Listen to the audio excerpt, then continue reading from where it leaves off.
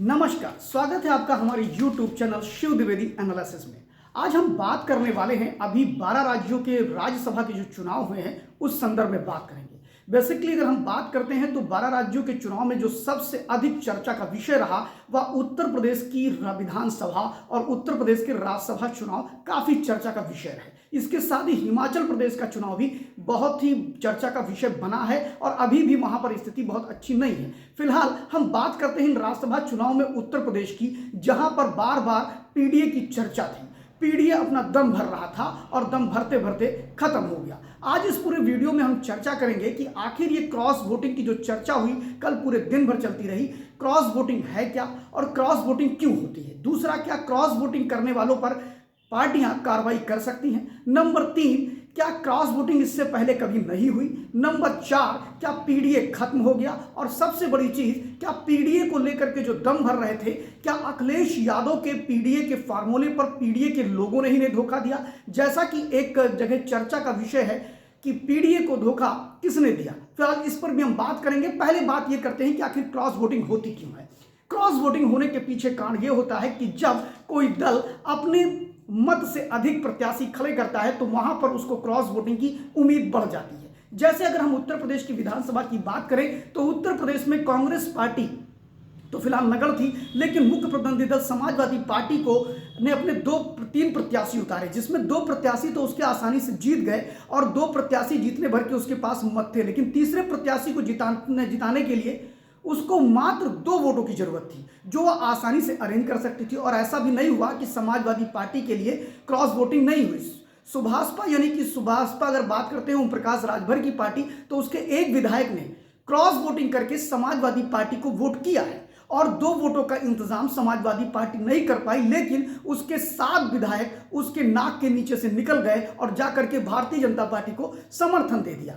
आपको बताएं कि ये क्रॉस वोटिंग तभी होती है जब आप अपने मत से अधिक प्रत्याशी खड़े करते हैं। कुल मिलाकर के 10 राज्यसभा सीटों के लिए उत्तर प्रदेश में भारतीय जनता पार्टी अपने 7 प्रत्याशी को आसानी से जिता सकती थी। उसके पास 286 मत थे विधायकों के, वहीं पर उसको 10 मतों की आवश्यकता थी और समाजवादी पार्टी के पास 109 थे, उसको 2 सीटों की आवश्यकता थी, यानी 2 विधायकों की आवश्यकता थी। इन पूरे खेल में बड़ी धमाचौकड़ी मची और स्थिति यह हुई कि राज्यसभा के चुनाव में पूरे दिन गहमा गहमी चलती रही। जहां अगर हम विधानसभा की बात करें तो सुबह विधानसभा 9 बजे कोई हलचल नहीं होती है, हमेशा 10 साढ़े 10 बजे के बीच हलचल होती है, गहमा गहमी होती है। लेकिन कल राज्यसभा का चुनाव था और मंगलवार को पूरे दिन इलेक्ट्रॉनिक मीडिया से लेकर के हर जगह चर्चा ही चर्चा हो रही थी। सबसे बड़ी बात यह है कि सुबह अखिलेश यादव को देखा गया, लगभग 9:15 बजे अखिलेश यादव विधानमंडल में पहुंच जाते हैं, विधानसभा में पहुंचते हैं और अपने समर्थक विधायकों के साथ। वहीं दूसरी तरफ उनसे कुछ ही देर बाद, यानी मुश्किल से 4 या 5 मिनट बाद, प्रदेश के मुख्यमंत्री योगी आदित्यनाथ अपने साथ आरपीएन सिंह, जो कि भारतीय जनता पार्टी के राज्यसभा के प्रत्याशी थे, उनके साथ वो प्रवेश करते हैं। बाद में हलचल तो तब आती है जब 11:30 से 12 बजे के बीच में ब्रजेश पाठक के साथ समाजवादी पार्टी के विधायक उनके साथ दिखाई पड़ते हैं। उसमें 7 विधायक उनके साथ होते हैं। आपको बता दें, राकेश पांडे, राकेश सिंह जो कि अमेठी के हैं, राकेश पांडे जलालपुर के हैं, विनोद चतुर्वेदी कालपी के हैं, अभय प्रताप सिंह उनके साथ में थे।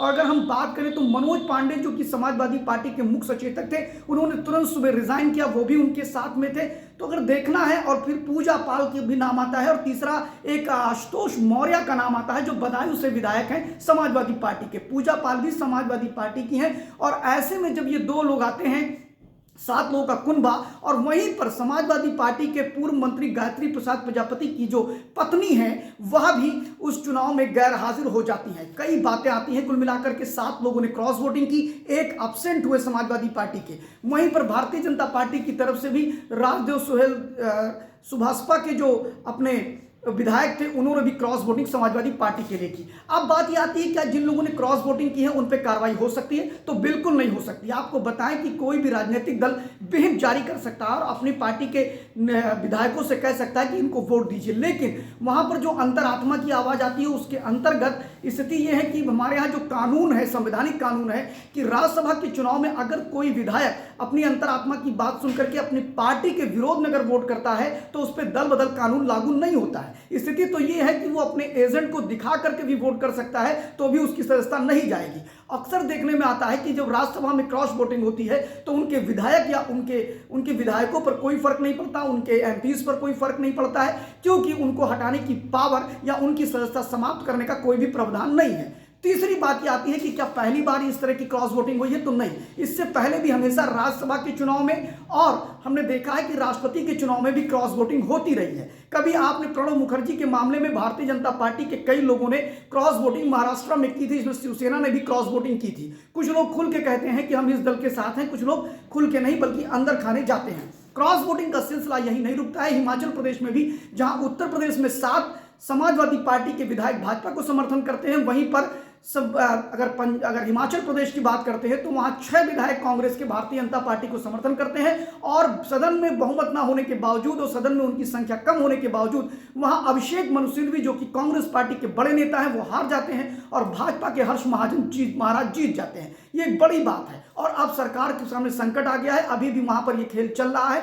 बड़ी जबरदस्त तरह से वहां पर फोर्सेस लगाई गई हैं। अब बात ये आती है कि क्या पीडीए खत्म हो गया? तो बिल्कुल, हम यहां पर बात करेंगे। अभी कल के बाद कुछ ऐसे यूट्यूबर्स पत्रकार हैं जो आकर के ये बात कर रहे हैं कि साहब जो इसमें 7 लोग गए हैं, 5 तो अगली जात के हैं, तो ये कहां पर तो पीडीए को, वो ऐसे लोग हैं जो पीडीए को बढ़ता नहीं देखना चाहते हैं। लेकिन बात ये नहीं है, उनमें से जिन लोगों ने भी बयान दिया उन्होंने राम की चर्चा किए बगैर वो नहीं रहे हैं और इसी के कारण ये कहना थोड़ा अतिशोक्ति नहीं होगी कि जो राम का नहीं वो किसी काम का नहीं। और सबसे बड़ी बात यह है कि श्री रामचरितमानस में एक चौपाई आई है जिसमें कहा गया है कि राम विरोध न उबरे ब्रह्मा विष्णु अज ईश, यानी कि ब्रह्मा विष्णु महेश भी राम के विरोधी को नहीं उबार सकते हैं। तो वहां पर जितने भी विधायकों ने जवाब दिया, कोई जय सिया राम बोल रहा है, कोई सिया राम बोल रहा है, कोई राम राम बोल रहा है, तो कहने का मतलब है कि उनका दृष्टिकोण बिल्कुल भी ये नहीं था, उनका दृष्टिकोण राममय था। और सबसे बड़ी चीज कि अब यहां हम समीक्षा करेंगे कि क्या पीडीए खत्म हो गया? बिल्कुल पीडीए खत्म हो चुका है, क्योंकि पिछड़ा, दलित और अल्पसंख्यक की बात हो रही है। पूजा पाल जिन्होंने क्रॉस वोटिंग किया है वो पिछड़े समाज से आती है। अगर हम आशुतोष मौर्य की बात करें तो पिछड़े समाज से आते हैं।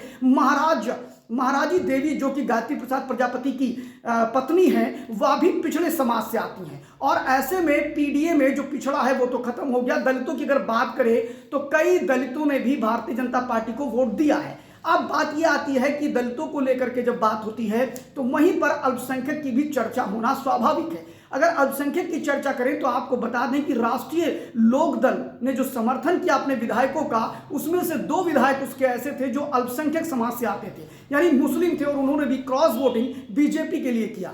क्रॉस वोटिंग तो नहीं कह सकते क्योंकि आरएलडी का ऑलरेडी गठबंधन होने जा रहा है बीजेपी से, तो उन्होंने भी वोट किया। तो अब अल्पसंख्यक निकल गया, पिछड़ा निकल गया, दलित भी निकल गया। तो आखिर अखिलेश यादव किसको पकड़ के बैठे होंगे? और अगर गद्दार राकेश सिंह हो सकते हैं, गद्दार अभय सिंह हो सकते हैं, गद्दार राकेश पांडे हो सकते हैं, गद्दार विनोद चतुर्वेदी हो सकते हैं, गद्दार मनोज पांडे हो सकते हैं, तो क्यों ना कहा जाए कि पीडीए से आने वाले भी लोगों को गद्दार कहा जाए? गद्दार सिर्फ सवर्णों को ही क्यों कहा जाएगा?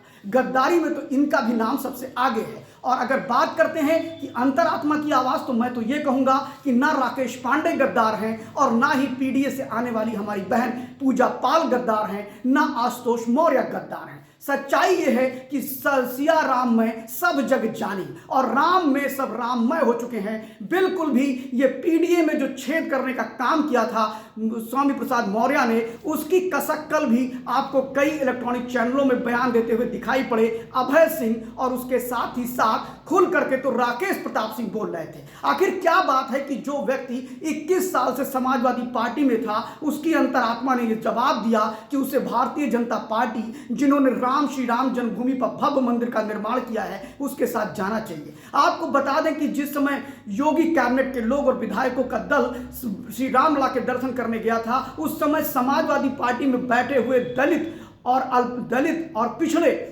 और अपर जाति के जितने भी विधायक थे वो कसमसा रहे थे, वह भी भगवान राम के दर्शन को आतुर थे। और स्थिति ये थी कि इनके आतुर होने के बाद भी इन्हें नहीं जाने दिया गया, चूंकि पार्टी लाइन के विपरीत तो नहीं जा सकते थे। एक तरफ स्वामी प्रसाद मौर्य रामचरितमानस को जलवा रहे थे, एक तरफ स्वामी प्रसाद मौर्य जो पूर्व नेता समाजवादी पार्टी के हैं वो ब्राह्मणों को गाली दे रहे थे, राम मंदिर के ऊपर आपत्तिजनक टिप्पणी कर रहे थे। वहीं दूसरी तरफ आप सोच सकते हैं कि कैसे अपने मन को मार करके, अपने इष्ट के बुराइयों को सुन करके ये सारे नेता वहां पर बैठे हुए थे। तो दोष किसका? दोष क्या पूजा पाल का है क्योंकि वो पिछड़ी है? दोष आशुतोष मौर्य का है, चूंकि वो पिछड़ी है। चूंकि भारतीय जनता पार्टी तो वहां पर अमरपाल मौर्य को अपना विधायक प्रतिनिधि राज्यसभा में भेज रही थी। आप सोचिए कि जितने भी पार्टिसिपेशन की बात आ रही है, और बात यह है कि क्या पहली बार ऐसा हुआ है? ऐसा नहीं हुआ है। इससे पहले भी क्रॉस वोटिंग 98 में हुई है, और 2016 में जब मुख्यमंत्री अखिलेश यादव थे उस समय तो क्रॉस वोटिंग का मामला ही बिल्कुल अलग था। उस समय तो क्रॉस वोटिंग में देखिए कि अखिलेश यादव के पास 229 सीटें थी और उन्हें 228 सीटें विधान परिषद और राज्यसभा के चुनाव में मिला था। दीपक सिंह जो कि कांग्रेस पार्टी के विधायक बने थे, उनके पास 29 वोट थे और उन्हें सिर्फ 28 वोट प्रथम वरीयता के मिले थे। वहीं भारतीय जनता पार्टी के पास सिर्फ 40 वोट थे और वो 51 वोट पा जाती है। बहुजन समाज पार्टी के पास 80 वोट थे और वो 91 वोट पा जाती है। ये 2016 में क्रॉस वोटिंग का आंकड़ा आपको मैं दे रहा हूं। और इससे पहले अगर बात करें तो 98 में भी क्रॉस वोटिंग राज्यसभा में महाराष्ट्र में हुई थी, जिसमें सोनिया गांधी के अपोजिशन में आकर के शरद पवार ने प्रमोद महाजन को जिताया, नजमा हेपतुल्ला को तो जिताया, लेकिन उनके साथ और हरिराम करके कैंडिडेट कांग्रेस के थे, उनको हरा दिया गया। ये बात बहुत बढ़ चढ़ के आई। और 99 में जब सोनिया गांधी को प्रधानमंत्री पद के उम्मीदवार की चर्चा आई तो आपको बताएं कि उसी समय इन लोगों ने विरोध किया, जिसमें तारिक अनवर, पीएस संगमा और शरद पवार ने। सबसे बड़ी बात यह है कि जिस पीडीए को लेकर के जो ढोल नगाड़े ताशे बजाए जा रहे थे, और कल से जो कुछ ऐसे सोशल मीडिया पर आने वाले जो पत्रकार हैं, यूट्यूबर पत्रकार हैं और जो बड़ी बड़ी एजेंसी उसमें काम कर चुके हैं, कल से जिस प्रकार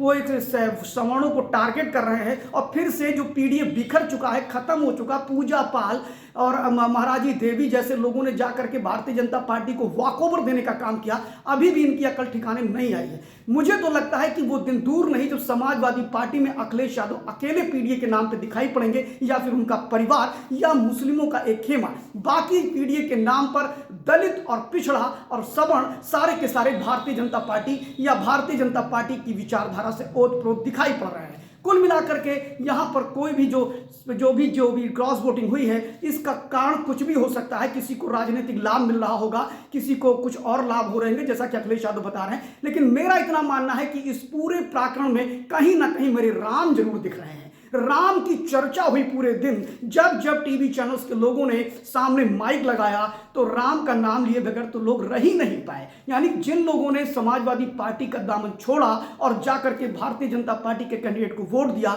उनकी पहली प्राथमिकता तो राम थी, दूसरी प्राथमिकता उनकी व्यक्तिगत हो सकती है। फिलहाल इस पूरे प्रकरण से एक चीज तो तय हो गया कि समाजवादी का पीडीए पिट गया।